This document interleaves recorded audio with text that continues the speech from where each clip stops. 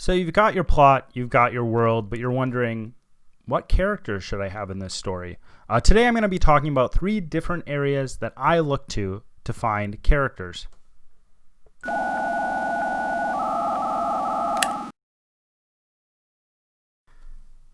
Welcome to How to Write Good. I am your host, Daniel Poppy. You can find out more about me at danielpoppy.com. If it is your first time here, How to Write Good is a writing podcast that seeks to find principles and advice that can be applied across a broad range of writing situations.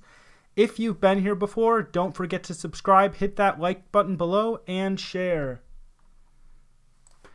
Before I start this episode, I'd just like to say that you are not going to have a completed character at the end of this episode. You can't just go to these places, grab a character, and plug it into your book.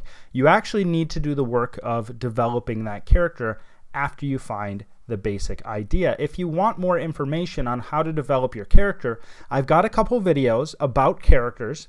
They're going to be either up here or in the description, so check those out. Or if you're listening on audio, they'll be in the description. Check those out. Though it isn't often the first place I look for characters, I do look at archetype lists, or maybe you call it archetypes list. I call it archetypes. I look at archetypes lists. What is an archetype if you don't know it already? An archetype is a basic structure for a character. This idea of archetypes actually originated with the psychologist Carl Jung. It's actually a really interesting history. He has a lot of really interesting ideas, but he made up these archetypes because he thought they were the key to understanding human psychology. But we're using them as a basis for creating our characters, and they are extremely useful. A few extremely popular archetypes are the innocent, the everyman, and the hero. The innocent is a character who doesn't understand the world, who hasn't been tainted by the difficulties of the world, and is oftentimes, though not always, a child. The everyman is the epitome of a normal person. If you want to see the everyman in action in some stories, look at Jim in The Office, who is a low-level, unimportant salesman. I don't think you could get any more normal than that, and that is the purpose of the everyman. It is just the normal guy who gets roped into the story.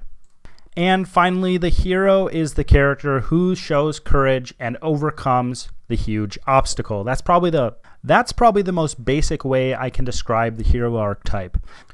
One important thing to note about all these archetypes is that a character doesn't have to stay one or the other, and you can blend the archetypes together. If you want to check out character archetypes, I've actually added a link to those different archetypes below. Some authors or writers might consider the second place to look for character ideas is cheating. I don't really consider it cheating because this is just inspiration for your characters. You're not going to be sticking with the exact thing that you find. You're going to be changing it to the point where it's unrecognizable. So where is my second area? My second area is other characters from other stories. Do you like a character? Do you hate a character? Does the character just pique your interest in some way? You can use that character as a basis for your character. I do this all the time, and I usually don't focus on the very specifics of the character when I'm picking them out from other people's work. What I focus on is what that character makes me feel. And what I try to do is I take that character, I see why that character makes me feel that way, and I build a character based on the aspects of that character I stole, if you want to call it stealing. I base that character on those aspects and build a new character from those aspects until I can barely recognize the new character. I actually think the theft of characters happens a lot more than we think. If you've seen the new Star Wars show, The Mandalorian, the character is clearly pulled from Western movies. If you've seen the new movie Logan, the filmmakers almost explicitly say that the character of Wolverine is based off of the old Western character of Shane from the book Shane. By looking for characters in characters you already love, you can shortcut the process of building a character from scratch. You can figure out what makes that character lovable, and then you can pull those aspects into your own character.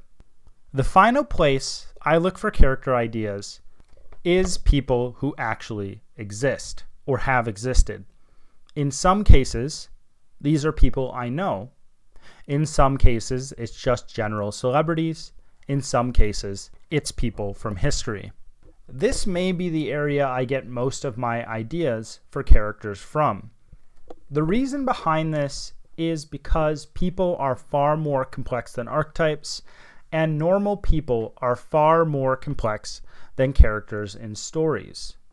You can only get to know a character who is presented in a fictional story so well. But even if you don't know a person, you can get to the point of reading their work, watching videos of them, looking into their ideas and how they act, to the point that you feel like you've met them. In the case where you actually know the person, this goes to an even further degree.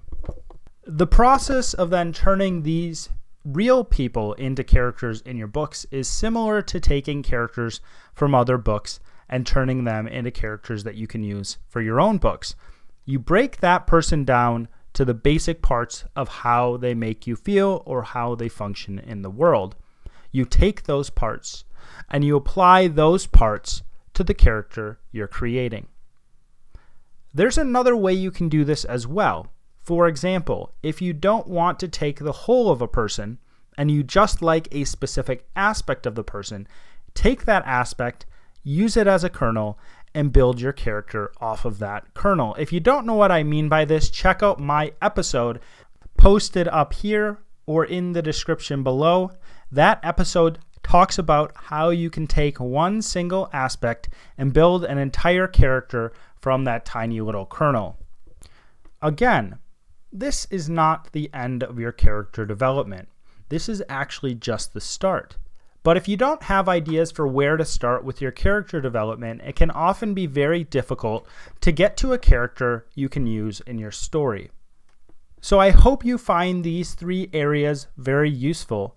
And if you happen to know of any other areas that you use to find the basics of your character, please comment them below if you're listening to this in a video format, or connect to me on a social media if you aren't. If you enjoyed this, you're probably wondering how you can support me. Well, you can actually do 2 simple things. Follow the first link below to grab a copy of my book, and then follow the second link and sign up for my newsletter. It's that simple. Those 2 things will mean the world to me and give me more time to write books and create content for you. As always, my name is Daniel Poppy, and this is How to Write Good.